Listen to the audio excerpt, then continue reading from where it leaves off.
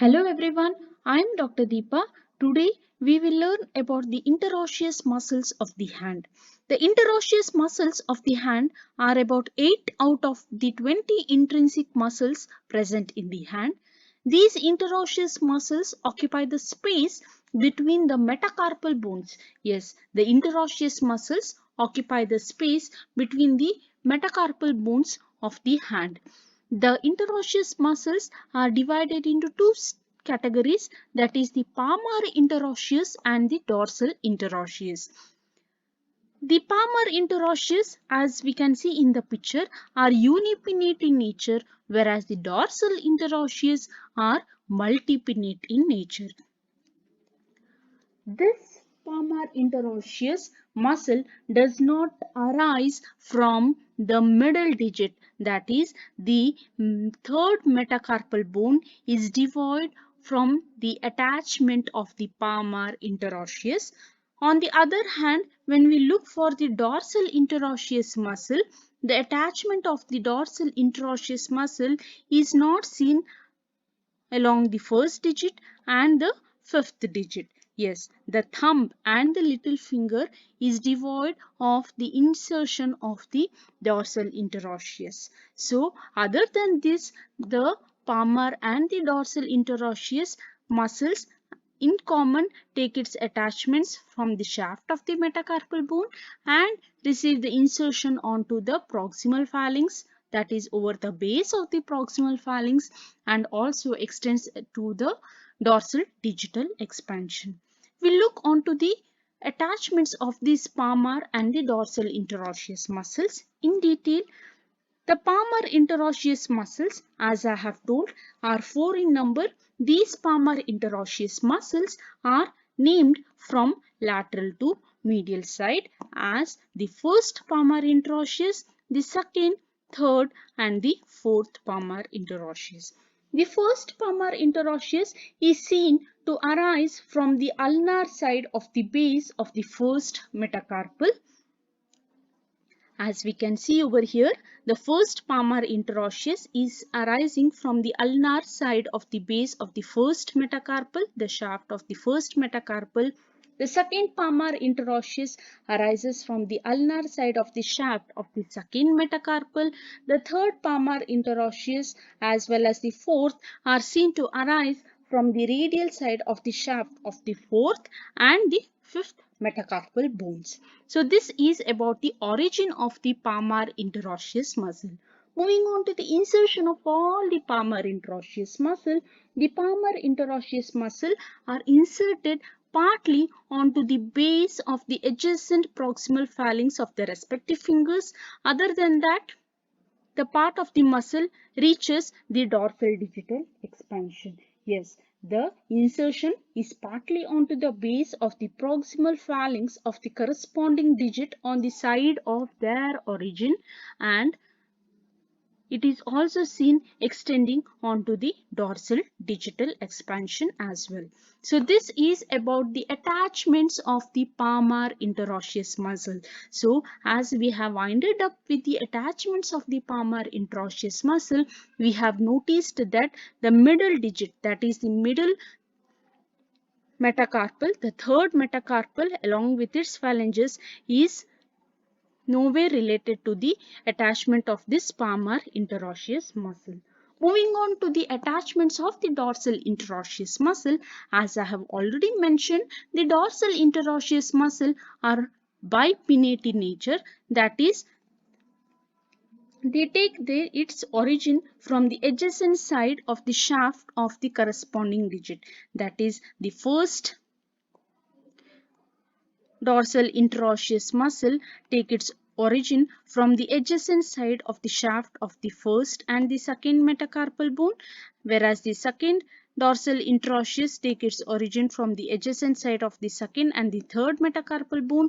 The third dorsal interosseous take its origin from the adjacent side of the third and the fourth metatarsal, as well as the fourth dorsal interosseous take its attachment or the origin from the fourth and the fifth adjacent sides of the fourth and the fifth metacarpal bones. So this is how the bipinnate nature of the muscle is being seen here.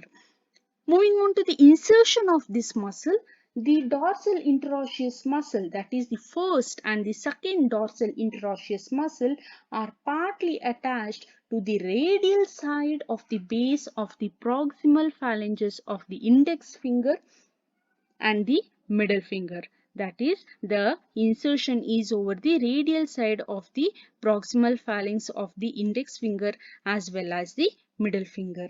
On the other hand, the insertion of the third and fourth dorsal interosseous muscle is partly attached on the ulnar side of the bases. Yes, the attachment of the third and the fourth dorsal interosseous is over the ulnar side of the base of the middle and the ring fingers. Middle and the ring fingers. So this is about the attachment of the dorsal interosseous.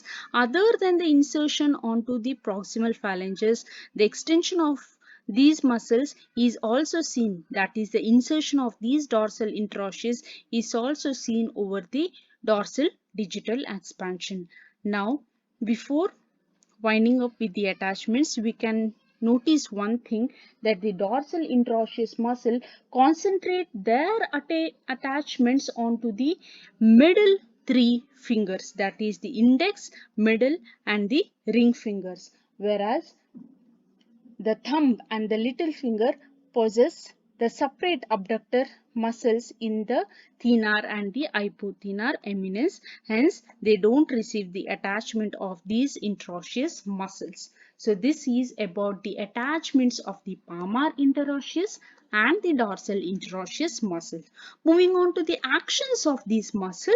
Yes, the palmar interosseous muscle.